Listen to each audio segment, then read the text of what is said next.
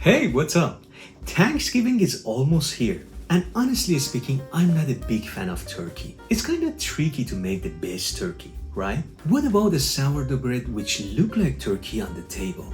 That's gonna catch everyone's eyes, trust me. So today we're gonna be making sourdough cranberry and walnuts. One of my favorite sourdough. Although it's so unique and flavorful by itself, we're gonna also shape it like a turkey to impress our family and friends. So let's get into this, shall we? Okay, first bring a medium-sized bowl. To that, I'm gonna add 7 gram salt, 250 gram water, mix, 70 gram active starter, mix little bit, and last but not least, 350 gram bread strong flour. Mix everything with your best tools, your hands. It takes about 1 minute.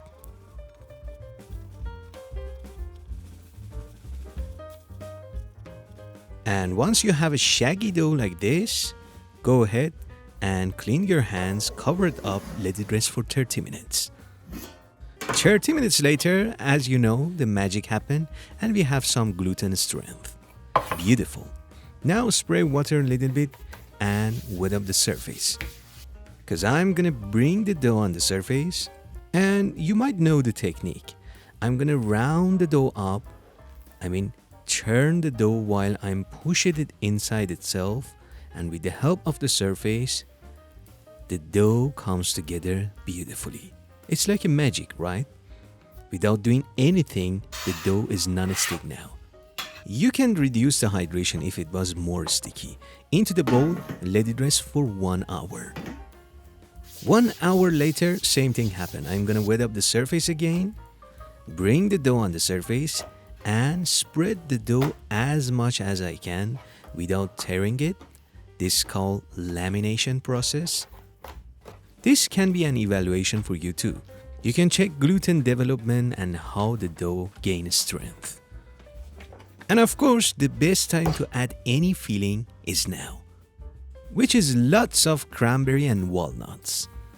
My favorite fillings, best for Thanksgiving. Now grab one side, fold it to the center. Of course, little bit more filling. Fold another side, more fillings. Another side to the center. And do the same to the other sides. Now, time to flip the dough and round it up one more time with the help of the surface. This time, be gentle. We don't want to push the dough. Now, into the bowl, let it rest for another hour. 1 hour later, this is optional, but I'm gonna give it one set of coil fold to make sure it's super elastic and airy.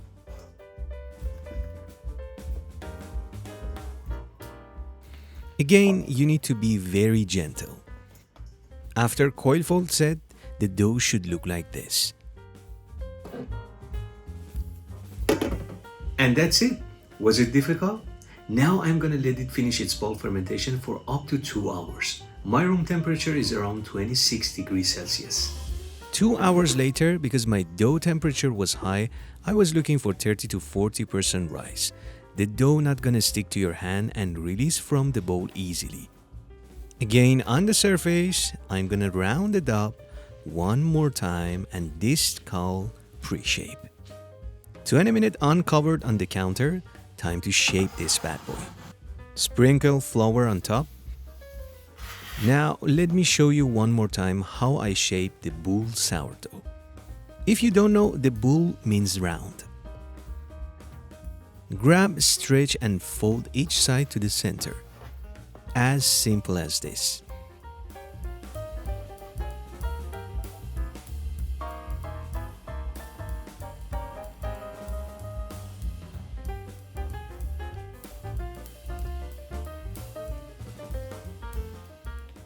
Now, to create even more tension, flip the dough and round it up with the help of the surface one more time.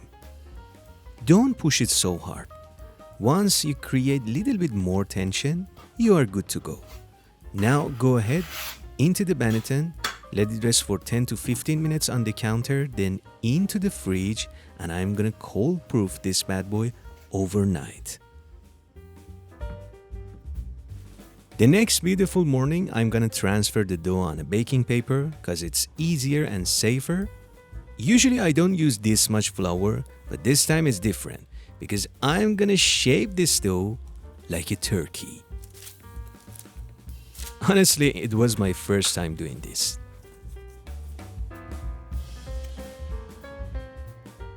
Not perfect, but I guess not bad. Next time I'm gonna make the wings and legs smaller.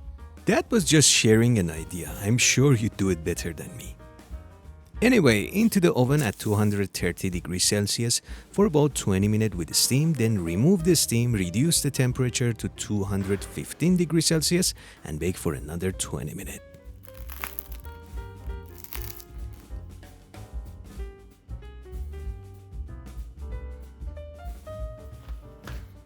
I guess it's kinda look like chicken, right?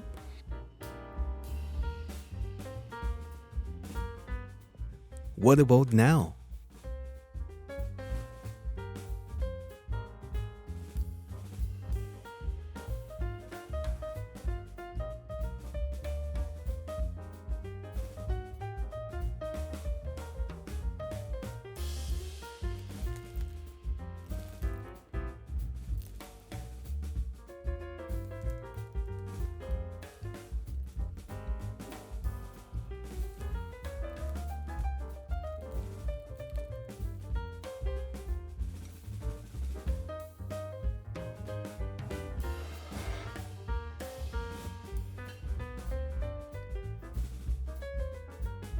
My favorite part, tasting time.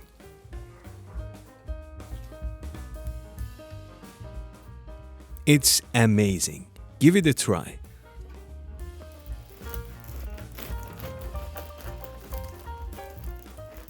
It's not gonna be so much open crumb, but it's gorgeous to me. Alright, that was it. Happy Thanksgiving, everyone. Like always, keep baking and take a good care of yourself.